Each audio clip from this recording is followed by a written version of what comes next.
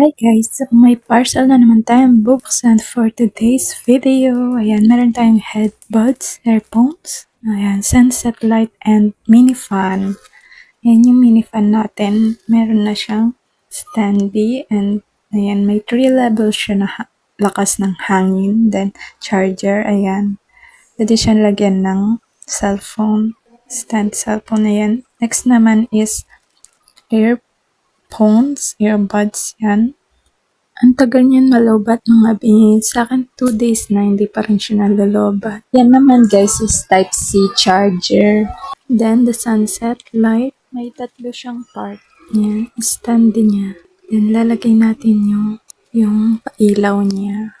Meron yan 7 na filter.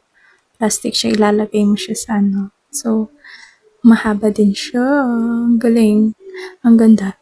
Ang ganda yung mga color. So, hintayin niyo yung part 2. Bye-bye!